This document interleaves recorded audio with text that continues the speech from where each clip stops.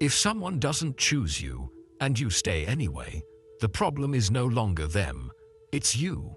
Buddhism calls this attachment. And attachment is the quiet addiction that keeps you begging for love that already left. 1. Suffering begins when you chase what doesn't choose you. The Buddha taught that suffering does not begin with pain itself. It begins earlier, quieter, and far more dangerously with craving. Craving is not just wanting something. It is insisting that reality be different from what it is. When someone does not choose you, but you keep reaching, pleading, explaining, waiting, or hoping they will change, you are not responding to love. You are fighting reality. And Buddhism is ruthless about this point. Reality always wins. Most people misunderstand where their pain actually comes from. They think rejection is what hurts. It isn't. Rejection is an event. Pain is what happens when you refuse to accept that event. The suffering starts when you replay conversations in your head, when you search for signs that aren't there, when you convince yourself that if you just say the right thing or give a little more, they'll finally choose you. That is craving. And craving is the root of suffering. The truth is not complicated, just uncomfortable. If someone wanted to stay, they would. If they wanted to choose you, they wouldn't leave you confused, anxious, or constantly guessing where you stand. Buddhism does not ask you to soften this truth or wrap it in comforting lies. It asks you to look at it directly. Clear seeing is the beginning of freedom. When you chase someone who does not choose you, you are not being patient. You are not being loyal. You are not being loving. You are being attached to an outcome that no longer exists. You are clinging to a version of the person that lives only in your mind. This is why the Buddha warned against attachment so strongly. Attachment blinds you. It makes you negotiate with reality instead of accepting it. Acceptance in Buddhism is often misunderstood as weakness or giving up. It is neither. Acceptance is strength without illusion. It is the courage to stop lying to yourself. Acceptance is saying, "This is what is happening, even if I don't like it." The moment you accept what is, you stop bleeding energy into resistance. You stop asking why they don't choose you. You stop trying to earn what should be freely given. And in that moment, suffering begins to loosen its grip. Think about how much pain comes not from what someone did, but from what you hoped they would do. The messages you waited for, the commitment you expected, the effort you imagined. None of that pain comes from reality. It comes from expectation. Buddhism teaches that expectations are just future disappointments, rehearsed in advance. When you expect someone to choose you despite their actions saying otherwise, you are setting yourself up for suffering on repeat. Chasing what doesn't choose you also erodes your self-respect, even if you don't notice it immediately. Each time you ignore clear signs of disinterest, you teach yourself that your needs don't matter. Each time you tolerate inconsistency, you normalize emotional hunger. Over time, this becomes your baseline. You start believing love is something you have to earn through endurance. Buddhism would call this ignorance, not stupidity, but ignorance of your own worth and of impermanence. Impermanence is another key teaching here. People change, feelings shift, situations end. When you cling to someone as if they are permanent, you suffer when they behave exactly as impermanent things always do. Buddhism does not promise that people will stay. It teaches you how not to break when they leave. The problem is not that someone didn't choose you. The problem is that you built your peace on something that was never stable to begin with. There is also an illusion of control hidden inside chasing. You may tell yourself you are just being hopeful, but underneath that hope is a belief that you can influence their choice if you try hard enough. Buddhism dismantles this illusion quickly. You do not control other people's feelings, decisions, or timing. Trying to control what is not yours to control is another form of craving. And again, craving produces suffering. When you stop chasing, something important happens. You begin to see clearly. You notice how exhausted you've been, how tense your body feels. How much of your day was spent thinking about someone who gave you very little back. This clarity can be painful at first, but it is honest pain, not self-inflicted suffering. Buddhism values this kind of pain because it leads to wisdom. Letting go at this stage does not mean you stop caring. It means you stop arguing with reality. You stop asking, "Why don't they choose me?" and start asking, "Why am I choosing what hurts me?" That question changes everything. It shifts the focus from them to you, from blame to awareness. Awareness is where freedom begins. The moment you stop chasing what doesn't choose you, you reclaim your energy. You are no longer leaking attention into uncertainty. You are no longer feeding hope where there is no evidence. And slowly, suffering weakens. Not because the situation changed, but because you did. Buddhism is not interested in comforting fantasies. It is interested in liberation. And liberation starts the moment you stop chasing what has already shown you the truth. 2. Attachment is not love.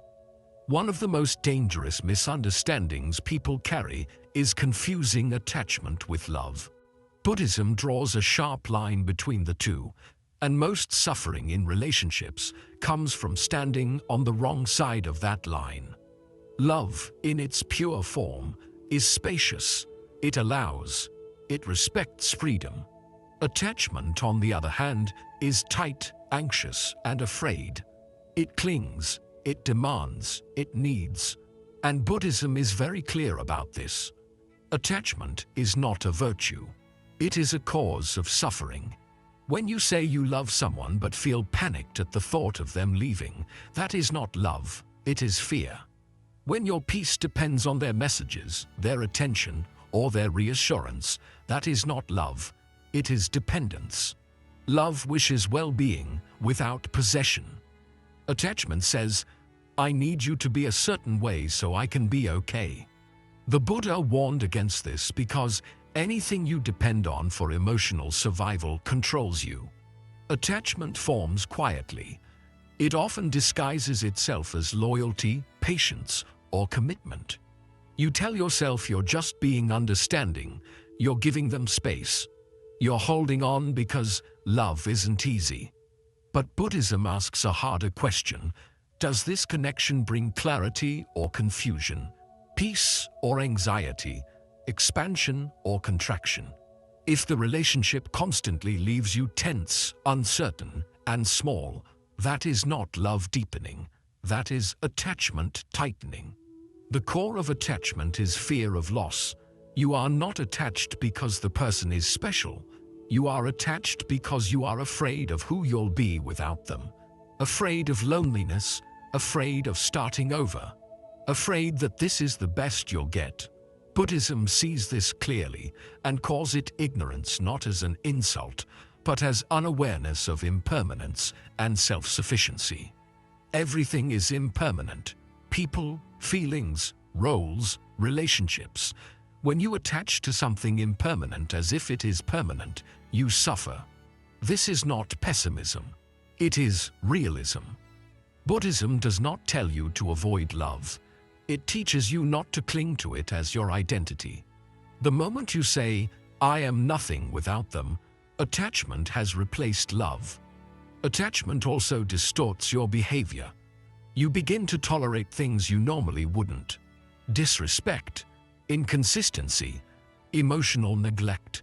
You excuse it because losing them feels worse than losing yourself. But Buddhism would say this is precisely where suffering multiplies. When you abandon your own boundaries to keep someone, you are practicing self-harm disguised as devotion. Love does not require self-erasure. Attachment does. Love says, "I choose you, but I remain whole without you." Attachment says, "I need you, even if it costs me my dignity." That difference matters. One leads to peace. The other leads to anxiety, jealousy, and fear. Buddhism teaches that any relationship rooted in fear will eventually collapse under its own weight.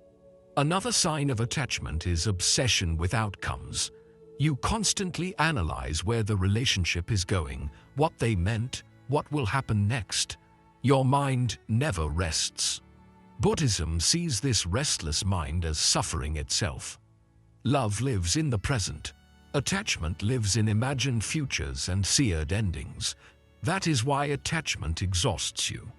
You are mentally living 10 steps ahead, trying to secure something that cannot be secured. People often say, "But if I let go of attachment, won't I stop caring?" No, you stop clinging, not caring. Buddhism does not make you cold, it makes you clear.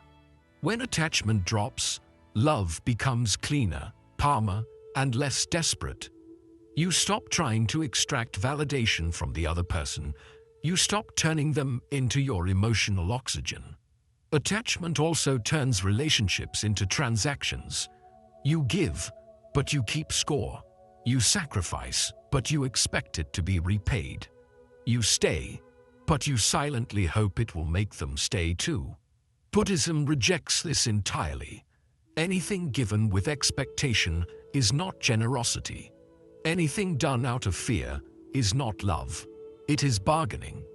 When you release attachment, something unsettling but powerful happens. You realize how much of your suffering had nothing to do with the other person. It came from your own grasping, from your refusal to accept uncertainty, from your insistence that someone else complete you. This realization can sting, but it is also freeing. Because what you created through attachment, you can undo through awareness. Detachment in Buddhism is not indifference, it is emotional independence. It means you can love without losing yourself, care without clinging, be present without panicking about loss. When someone chooses you, you welcome them. When they don't, you don't collapse. You bow to reality and move forward intact. Attachment asks, "How do I keep them?" Love asks, "How do I stay true?" Buddhism teaches you to choose the second question every time, because the moment you stop confusing attachment for love, you stop suffering for it. 3. You cannot be chosen while you are begging. There is a hard truth most people avoid because it shatters the story they tell themselves. You cannot be chosen while you are begging. The story they tell themselves. You cannot be chosen while you are begging. The moment you beg for attention, clarity, effort, or commitment, the balance is already broken. Buddhism would say that the moment craving turns into grasping, dignity is lost and suffering follows. Begging does not always look dramatic. Sometimes it's subtle. You reply instantly even when they don't. You accept vague answers instead of honest ones. You tolerate long silences and call it space. You keep showing up where you are barely acknowledged. On the surface, it looks calm. Inside, it is desperation trying to pass as patience. Buddhism sees this clearly. Any action rooted in fear is misaligned. When you beg to be chosen, you are communicating something powerful, even if you never say it out loud. You are saying, "My value is negotiable." You are saying, "I will stay even if I am not respected."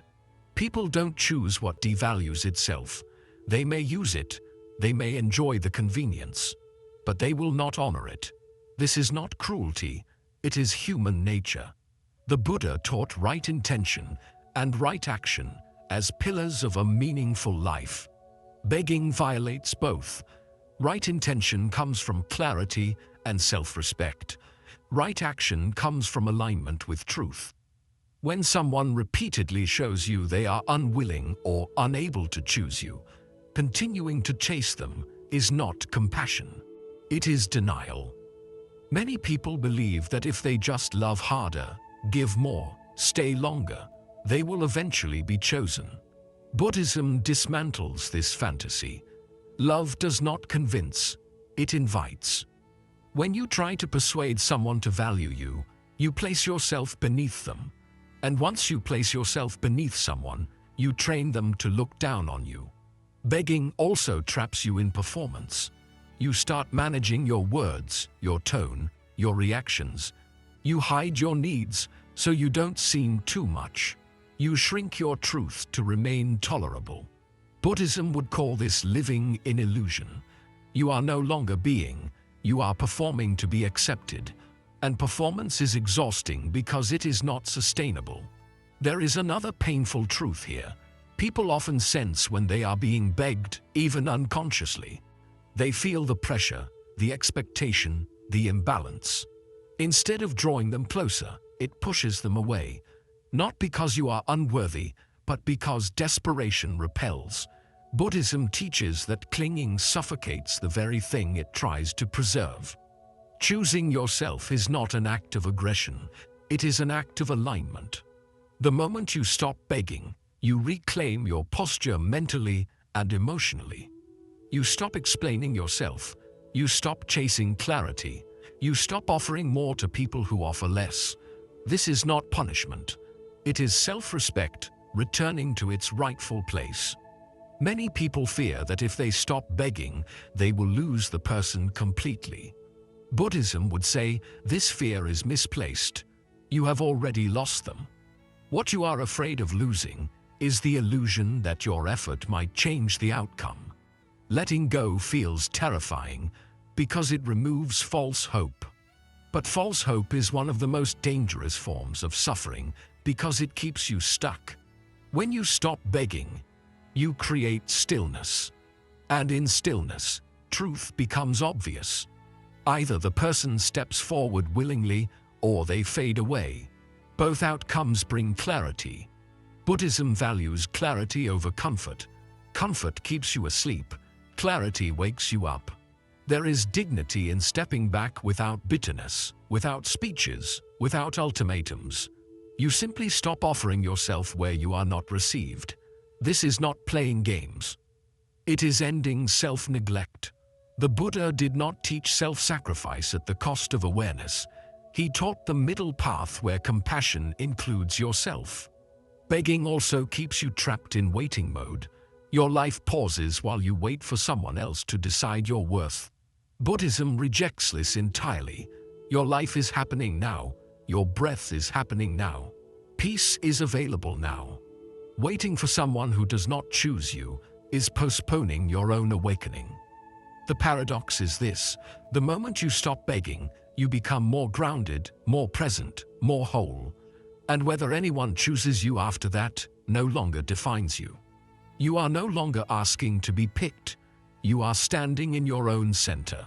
Buddhism does not promise that choosing yourself will make others choose you. It promises something more reliable. When you stop begging, you stop suffering.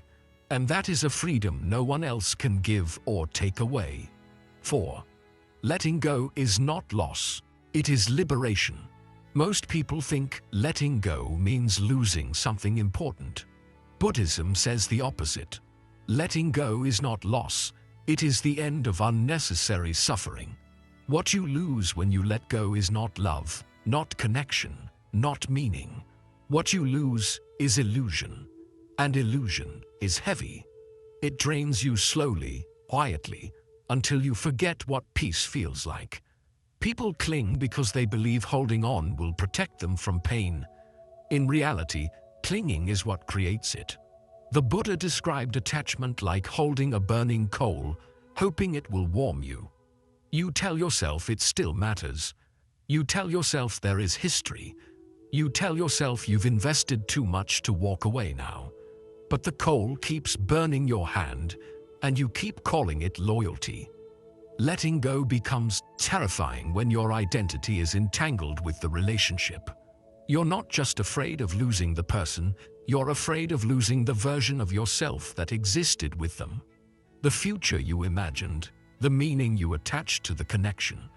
Buddhism understands this fear deeply. That's why it teaches non-attachment, not as cold detachment, but as freedom from false ownership. Here's the hard truth most people avoid. You are not letting go of the person. You are letting go of who you thought they were. You are letting go of expectations that were never met. You are letting go of imagined futures that existed only in your mind.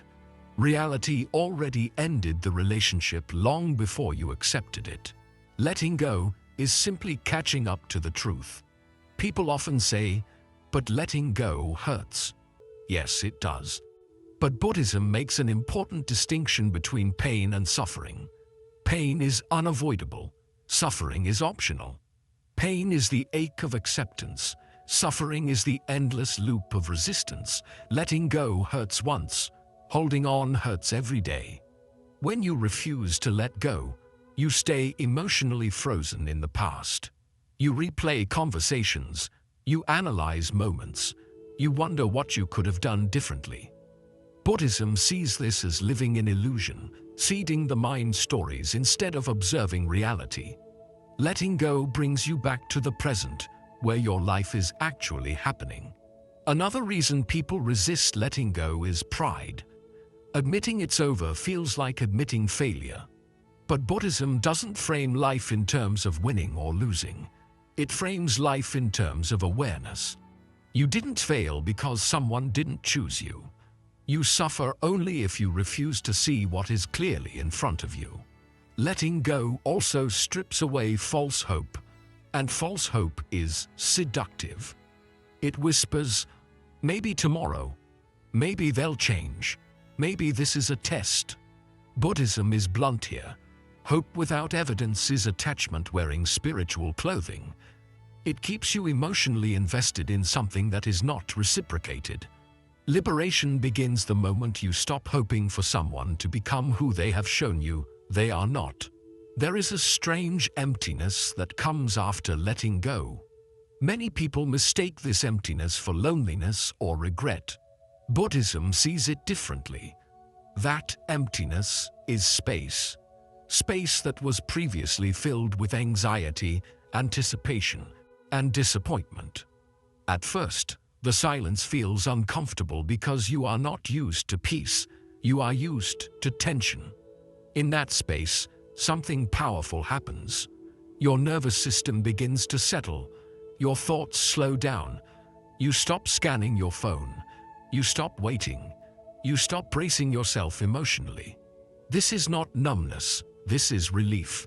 Liberation does not arrive as excitement, it arrives as quiet. Letting go also restores your sense of agency. When you are attached, your emotional state depends on someone else's actions. When you let go, your inner balance returns to you. Buddhism teaches that freedom is not controlling outcomes. It is no longer being controlled by them. Many people fear that letting go will harden them, make them bitter, or close their heart. The opposite is true. Attachment hardens you. It fills you with resentment, jealousy, and self-doubt. Letting go softens you. It returns you to neutrality. You stop seeing the person as an enemy or a savior. They simply become someone who was part of your path and then wasn't. Another uncomfortable realization follows letting go. You see how long you stayed after peace left. This awareness can sting. But Buddhism welcomes this pain because it sharpens wisdom. You don't shame yourself. You learn, and learning prevents repetition. Liberation also means reclaiming time. Emotional attachment consumes enormous mental energy. When you let go, that energy returns to you. You begin to notice your breath again, your body, your days. You reconnect with parts of yourself that were neglected while you were chasing connection. Letting go does not mean you erase memories or deny feelings. Buddhism does not demand emotional suppression. It teaches non-identification. You allow the feelings to arise without letting them define you. Sadness passes, longing passes, what remains is awareness. The deepest freedom in letting go is this: you no longer need closure from someone else. Closure comes from understanding, from seeing clearly, from accepting impermanence. When you let go fully, you don't need explanations. Reality already gave you the answer. Buddhism does not romanticize holding on. It honors release. Because only when your hands are empty can you walk forward unburdened. Letting go is not the end of love. It is the end of suffering masquerading as love. And that is not loss, that is liberation. 5. Loneliness is preferable to self-betrayal. Most people do not stay in unreciprocated relationships because they are loved. They stay because they are afraid. Afraid of silence, afraid of empty evenings, afraid of sitting alone with their own thoughts. Buddhism cuts straight through this fear and delivers a truth most people resist. Loneliness is painful, but self-betrayal is corrosive. One hurts temporarily, the other slowly destroys your sense of self. Loneliness is a feeling, self-betrayal is a habit, and habits shape who you become. When you remain where you are not chosen, you tell yourself small lies every day. You say it's not that bad. You say you're being patient. You say love requires endurance.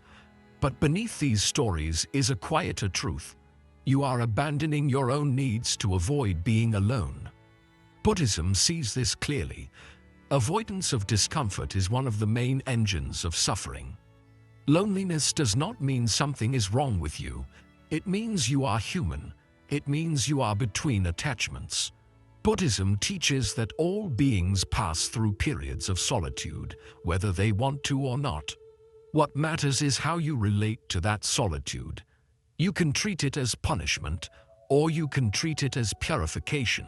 Self-betrayal, on the other hand, is always a choice.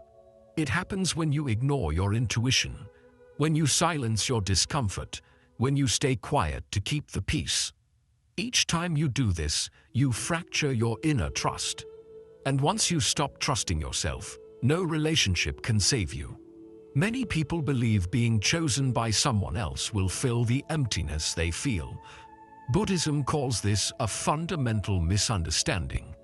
Emptiness is not a flaw to be filled by others. It is a space to be understood. When you rush to fill it with people who don't choose you, you are not healing loneliness. You are postponing it while creating deeper wounds. There is also a hidden arrogance in avoiding loneliness. It assumes that being alone is worse than being disrespected. Buddhism rejects this assumption. Solitude offers clarity. Self-betrayal clouds perception. When you are alone, you see your thoughts clearly. When you betray yourself, your mind becomes noisy with justification, doubt, and self-blame. Loneliness has an end. Self-betrayal compounds. Each time you stay where you are not valued, it becomes easier to do it again. You lower the bar, you tolerate more. And eventually, you forget what being treated well even feels like. Buddhism would say, this is how suffering becomes normalized. People often ask, but what if I let go and end up alone forever? Buddhism answers this without comfort or drama. You are already alone when you are with someone who does not see you. Emotional abandonment hurts more than physical solitude. One isolates your body, the other isolates your soul. Solitude also has a hidden gift. When you stop leaking energy into relationships that drain you, your awareness turns inward. You begin to notice how tense you were, how often you were anxious, how much effort it took to maintain something one-sided. This awareness can be uncomfortable at first, but it is honest. Buddhism values honesty over comfort, because honesty leads to liberation. Self-betrayal keeps you small. You begin to measure yourself through someone else's behavior. Their silence becomes a verdict on your worth. Their inconsistency becomes something you internalize. Buddhism teaches that this is ignorance, forgetting your intrinsic value by outsourcing it to another person. Loneliness, by contrast, returns you to yourself. It strips away distractions. It forces you to sit with what is real instead of what is hoped for. This is why many people fear it. But Buddhism sees solitude as fertile ground. Monks intentionally seek it not to escape life, but to see it clearly. Another hard truth: when you stay out of fear of loneliness, you are teaching yourself that companionship is more important than integrity. Over time, this belief infects every relationship. You compromise faster, you settle sooner, you tolerate less effort, and you wonder why you feel empty even when you are not alone. Loneliness sharpens discernment. Self-betrayal dulls it. When you are alone, you can ask honest questions. What do I actually want? What drains me? What brings peace? When you are betraying yourself, you don't ask these questions because you already know the answers, and you're afraid of them. Buddhism does not promise that choosing solitude will feel good immediately. It promises something more important: it will feel true, and truth has a stabilizing effect. Even when it hurts, it doesn't confuse you. Self-betrayal always confuses you because it forces you to live against your own awareness. There is also dignity in solitude, quiet dignity, the kind that comes from not chasing, not begging, not shrinking. Buddhism teaches that dignity is not something granted by others. It emerges naturally when your actions align with your values. Choosing to walk alone rather than stay where you are unseen is an act of profound self-respect. Eventually, loneliness passes. You adapt, you breathe, you rebuild, but self-betrayal leaves residue. It shows up as resentment, bitterness, and mistrust, not just toward others, but toward yourself. Healing that takes far longer than enduring a season of being alone. Buddhism asks you to choose the path that leads to clarity, not the one that numbs discomfort. Loneliness is honest pain. Self-betrayal is silent damage. If you must choose between the two, choose the one that leaves your integrity intact. Because being alone with yourself is survivable. Living against yourself is not. 6. You teach people how to treat you by what you tolerate. This lesson is uncomfortable because it removes the last hiding place. It takes the focus off what others are doing to you and places it squarely on what you are allowing. Buddhism does not frame this as blame. It frames it as responsibility, and responsibility is power. The Buddha taught karma not as punishment, but as consequence. Not destiny, not fate, cause and effect. When you tolerate neglect, disrespect, inconsistency, or emotional unavailability, there is a consequence. The consequence is not that people become better. The consequence is that the pattern deepens. What you allow becomes the rule. What you excuse becomes the standard. Most people think tolerance is kindness. Buddhism disagrees. Tolerance without awareness is self-harm. When you repeatedly stay quiet about what hurts you, you are not being peaceful, you are being avoidant. When you accept behavior that erodes your dignity, you are not being compassionate, you are training others to ignore your boundaries. Boundaries are not walls, they are clarity. They communicate how you relate to yourself. And people take notes, whether consciously or not. If you accept being ignored, you are teaching others that your time is optional. If you accept emotional crumbs, you are teaching others that you don't require nourishment. If you stay after being disrespected, you are teaching others that respect is not necessary to keep you. This is not about making demands, it is about alignment. Buddhism emphasizes right action, acting in ways that reduce suffering rather than reinforce it. Staying where you are harmed reinforces suffering. Not just yours, but the other person's too, because it allows unconscious behavior to continue unchecked. Many people secretly hope that by tolerating more, they will be rewarded later. That their patience will be recognized, that their endurance will be appreciated. Buddhism calls this delusion. People don't change because you suffer quietly. They change when awareness interrupts behavior.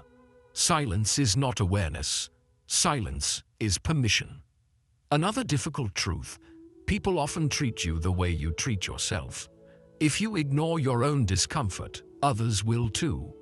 If you dismiss your needs as too much, others will learn to do the same. Buddhism teaches that internal conditions shape external experience. When your inner stance is self-neglect, your outer relationships will mirror it. Tolerance also erodes your ability to trust yourself. Each time you feel something is wrong and override that feeling, you weaken your inner compass. Over time, you become disconnected from your intuition. You second-guess yourself. You ask others what you should feel instead of listening to what you already know. This is not humility, it is disorientation. The Buddha emphasized mindfulness for this reason. Mindfulness brings awareness to the moment discomfort arises, not after it explodes, not after resentment builds. At the exact moment your body tightens, your breath shortens, or your mind starts justifying something that feels off, that is the moment to pay attention. That is where suffering can be interrupted. Many people avoid setting boundaries because they fear conflict or abandonment. Buddhism does not promise that boundaries will keep everyone in your life. It promises something more important: they will keep you intact. Anyone who requires you to abandon yourself to stay is not offering connection, they are offering control. There is also a subtle form of arrogance hidden in over-tolerance. It assumes you can absorb harm indefinitely without consequence. Buddhism teaches impermanence even here. Your patience has limits. Your nervous system has limits. Your heart has limits. Ignoring these limits does not make you noble, it makes you exhausted. When you finally stop tolerating what harms you, people may react. Some will adjust, some will leave, some will accuse you of changing. Buddhism welcomes this outcome. It clarifies truth. Those who benefit from your lack of boundaries will always resist them. That resistance is information, not a reason to retreat. Teaching people how to treat you does not mean controlling them.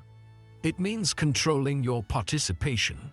You do not argue with reality, you respond to it.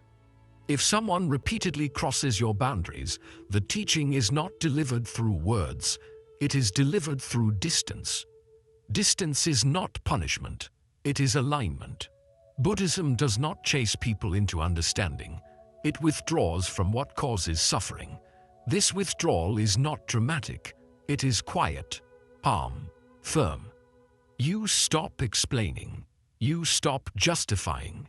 You stop negotiating your worth. Another critical point: boundaries are not about perfection. People will make mistakes. Buddhism does not demand rigidity, it demands awareness. The difference is repetition. A mistake acknowledged is repairable. A pattern excused is destructive. Tolerance of patterns is where suffering compounds. When you raise your standards not as ultimatums, but as self-respect, you recalibrate your entire relational field. People who cannot meet you there will fade. People who can will emerge. This is not luck. It is alignment responding to clarity. Buddhism teaches that peace is not something you achieve. It is something you stop disrupting. Over-tolerance is one of the biggest disruptions. It keeps you in environments that agitate your mind and constrict your heart.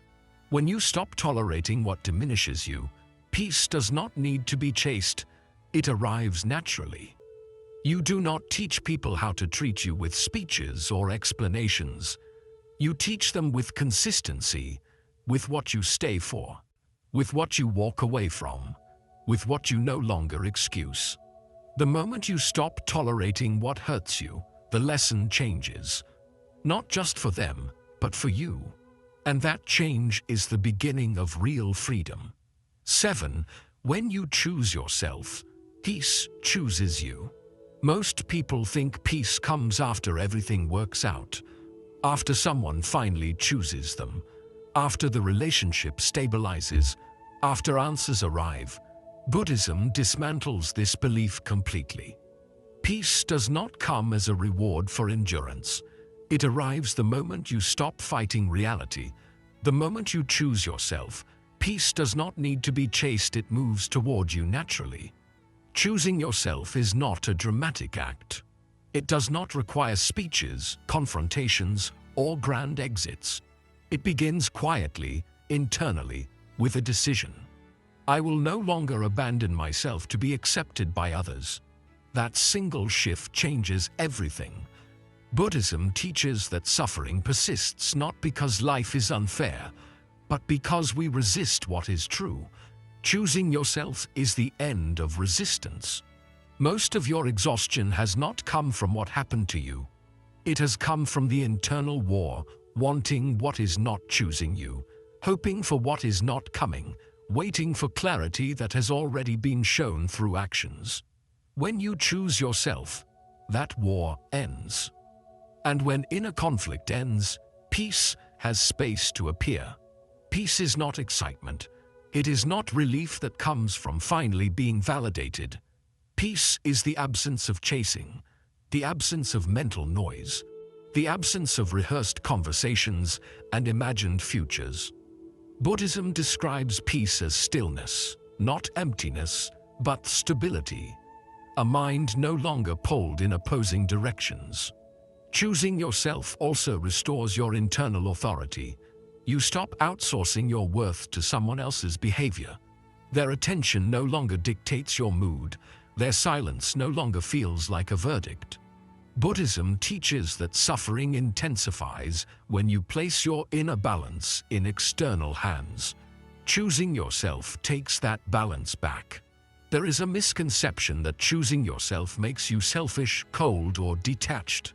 Buddhism rejects this. Self-abandonment is not virtue. Self-respect is not ego. Choosing yourself simply means you stop violating your own awareness. You listen when your body tightens.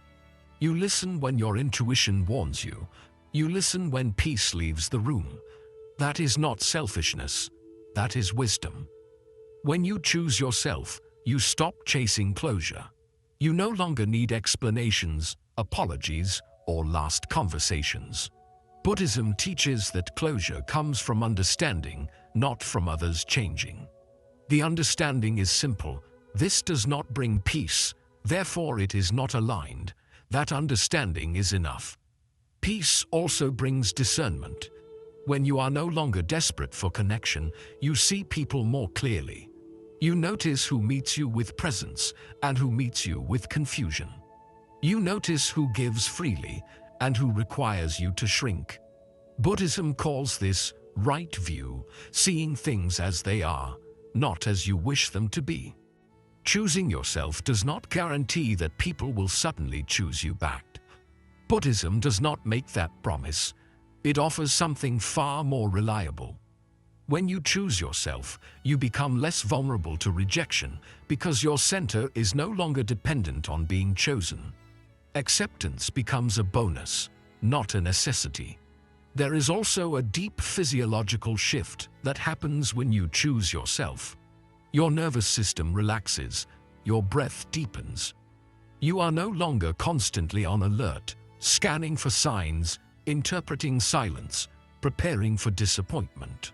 Buddhism understands that suffering lives not just in the mind, but in the body. Peace is felt physically before it is understood intellectually. Choosing yourself also ends the cycle of repetition. Many people attract the same patterns over and over because they never change their internal posture.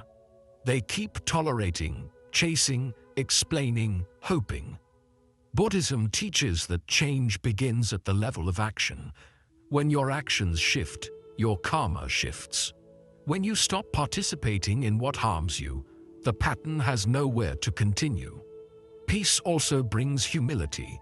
You stop seeing yourself as a victim of others' choices and start seeing yourself as responsible for your own participation. This is not blame, it is empowerment.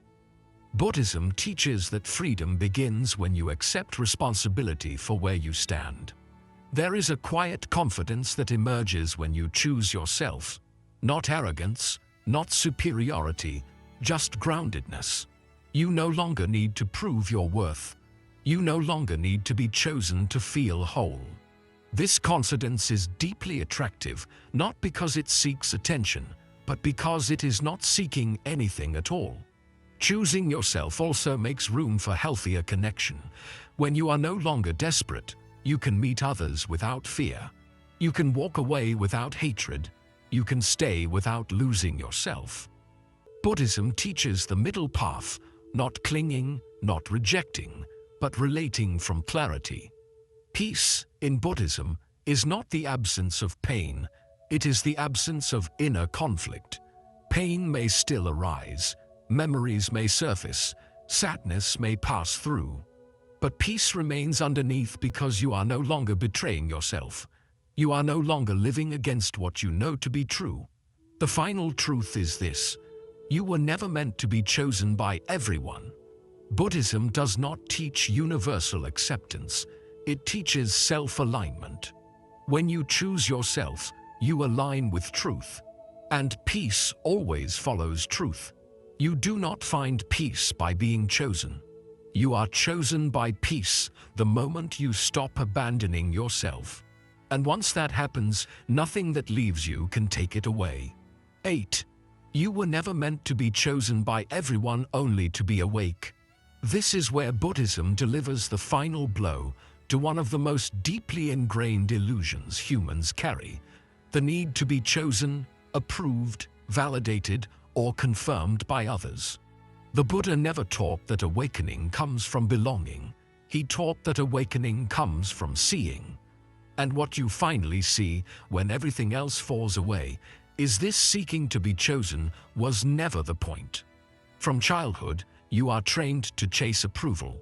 Be liked, be accepted, be picked. Somewhere along the way, this conditioning turns into a quiet belief that being chosen means being worthy. Buddhism dismantles this belief at its root. Worth is not something granted by others. It is not something earned through endurance or sacrifice. It is intrinsic. And the moment you forget that, suffering begins. The need to be chosen is not love. It is identity seeking.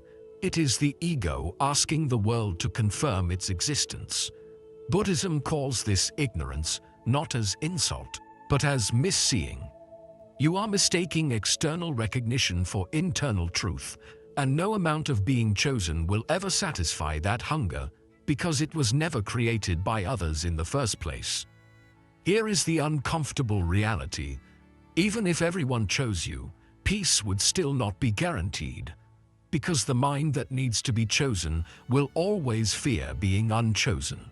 Buddhism understands this paradox clearly. Dependency on validation creates endless anxiety. You are only as safe as the next interaction, the next response, the next shift in someone else's feelings. Awakening begins when you stop asking, "Why didn't they choose me?" and start asking, "Why do I believe I need to be chosen to be whole?" That question changes the direction of your entire life. It moves you from reaction to awareness, from chasing to seeing. You were never meant to be chosen by everyone because not everyone is aligned with you. Impermanence ensures this. People are at different stages of awareness, different capacities for presence, different levels of emotional maturity. Buddhism does not ask you to force harmony where it cannot exist. It asks you to recognize alignment and bow out where it doesn't. Trying to be chosen by everyone requires you to fragment yourself. You adapt your tone, you soften your truth. You hide parts of yourself that might be inconvenient.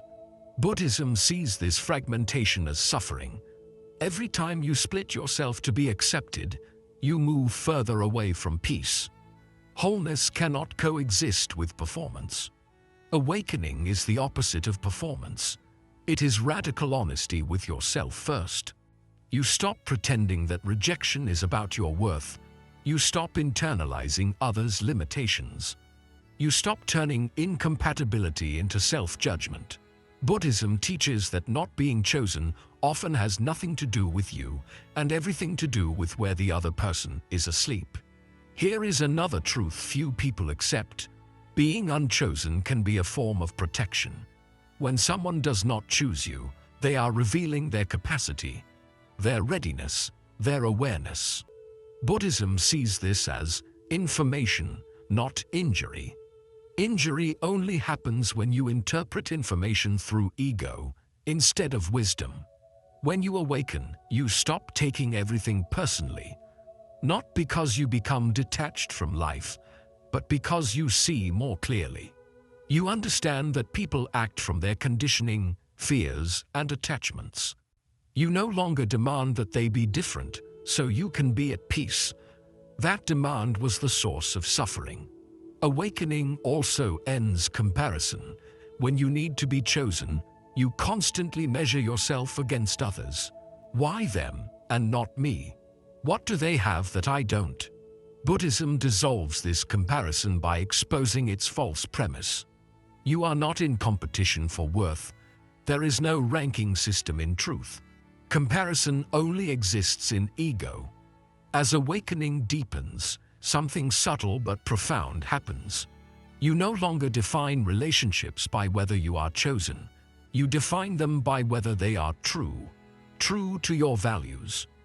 True to your nervous system. True to your inner clarity.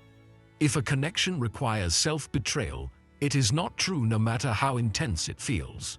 Being awake also means accepting aloneness without turning it into a story. You stop narrating solitude as failure. You stop interpreting quiet seasons as punishment. Buddhism understands aloneness as a natural state, not something to escape, but something to understand. In aloneness, the noise of external validation fades and awareness sharpens. When you are awake, you no longer chase belonging. You allow alignment. You don't force connection. You don't cling to people who cannot meet you. You don't resent those who walk away. You understand that paths diverge naturally, and you let them. This is the final liberation Buddhism offers. You stop needing the world to choose you, because you are no longer asleep to yourself. You are rooted, grounded, oriented inward. And from that place, relationships become expressions, not lifelines. Some people will choose you, some won't. Awakening means neither outcome defines you. You were never meant to be chosen by everyone. You were meant to wake up. And once you do, the need to be chosen disappears because you finally see who you are without permission. 9. Freedom comes when you stop negotiating with reality. At some point, suffering stops being about loss and starts being about refusal. Refusal to accept what has already happened. Refusal to accept who someone has shown themselves to be. Refusal to accept that a door is closed. Buddhism is uncompromising here. As long as you keep negotiating with reality, you remain trapped by it. Negotiating with reality sounds like this. Maybe they'll change. Maybe I misunderstood. Maybe if I wait a little longer. These thoughts feel harmless, even hopeful. But Buddhism sees them as subtle resistance. You are not responding to what is, you are arguing with it. And reality does not argue back. It simply keeps being what it is while you exhaust yourself trying to bend it. Freedom begins when you stop asking reality to explain itself to you. When someone doesn't choose you, reality has already spoken. When effort is one-sided, reality has already answered. When clarity never comes, that absence is the clarity. Buddhism teaches that truth is simple. The mind makes it complicated because simplicity threatens attachment. Most people don't suffer because they don't understand what's happening. They suffer because they understand it and refuse to accept it. Acceptance feels like defeat to the ego. But Buddhism is clear. Acceptance is not surrendering your power. It is reclaiming it from fantasy. Negotiation keeps you suspended between hope and disappointment. You are never fully in pain, never fully at peace, just waiting. Waiting is one of the most corrosive states for the mind. Buddhism teaches presence because presence ends waiting. You are either here or you are lost in imagined outcomes. There is no peace in between. Another form of negotiation is self-blame. If I were better, they would choose me. This is still resistance. It assumes reality made a mistake and needs correction. Buddhism rejects this entirely. You are not here to be chosen by everyone. You are here to see clearly. When you turn rejection into self-judgment, you personalize what was never personal. Freedom requires you to stop rewriting the past. You stop reframing disrespect as misunderstanding. You stop labeling absence as confusion. You stop calling neglect bad timing. Buddhism teaches that wisdom is seeing without distortion. The moment you remove the filters, truth becomes undeniable and oddly relieving. Relief comes because you stop carrying the burden of fixing something that was never yours to fix. You stop managing emotions that aren't yours. You stop holding space for people who will not hold space for you. Buddhism teaches non-ownership for this reason. You do not own others' capacity, readiness, or awareness. Negotiating with reality also keeps you from grieving properly. You cannot grieve what you refuse to admit is gone. Buddhism understands grief as a cleansing process. When you accept reality fully, grief moves through you. When you resist, grief stagnates and turns into bitterness. Freedom does not arrive as happiness, it arrives as alignment. The moment your inner understanding matches outer reality, tension dissolves. Buddhism calls this right understanding. Nothing mystical, nothing dramatic, just the end of inner contradiction. Stopping negotiation also restores time. You are no longer mentally replaying scenarios or waiting for signs. Your attention returns to your life, your breath, your body, your present moment. Buddhism teaches that freedom is lived here, not in imagined futures. There is also humility in accepting reality. You stop assuming you know better than life. You stop demanding explanations. You bow not to people, but to truth. This bow is not submission. It is intelligence recognizing limits. When you stop negotiating with reality, you stop resisting endings. You allow things to conclude without dragging them forward artificially. Buddhism teaches that endings are not failures, they are transitions. What creates suffering is refusing to let transitions complete. Freedom also brings quiet courage. The courage to say, "This hurts, but it's real." The courage to stand in truth without cushioning it. Buddhism values this courage because it leads to liberation, not illusion. Once you stop negotiating, peace stabilizes. You no longer swing between hope and despair. You are grounded. Even pain feels cleaner because it is not prolonged by denial. This is one of Buddhism's sharpest teachings.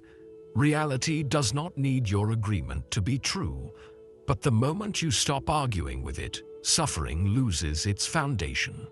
Freedom is not found by changing what happened. It is found by stopping the fight with what already is. And when that fight ends, your energy finally returns to you where it belongs. The deepest mistake was never loving too much. It was believing that love required self-abandonment. Buddhism never taught us to chase, cling, beg, or endure what erodes us. It taught us to see. And once you see clearly, you cannot unsee. If someone did not choose you, that was not your failure. But continuing to chase after that truth was the source of your suffering. Every lesson you've heard leads to the same quiet realization. Pain came from resisting reality, from mistaking attachment for love, from tolerating what diminished you, from fearing loneliness more than self-betrayal, from negotiating with endings, from chasing validation, and from forgetting your own center. Choosing yourself was never an act of rejection toward others. It was an act of honesty toward life. The moment you stop asking to be chosen, you return to alignment. And alignment is where peace lives. Buddhism does not promise that life will stop hurting. It promises that you can stop creating extra suffering. It offers freedom not by controlling outcomes, but by releasing illusions. When you let go of what does not choose you, you are not closing your heart, you are clearing it. You do not walk away in anger. You do not leave in bitterness. You leave with awareness. And that awareness changes everything. You stop chasing what drains you. You stop staying where peace cannot survive. You stop measuring your worth through other people's choices. In that stillness, something unmistakable appears: dignity without effort, clarity without struggle, and peace without permission. The Buddha never asked you to be chosen by the world. He asked you to wake up to yourself. And the moment you do, nothing that leaves you can take your peace with it.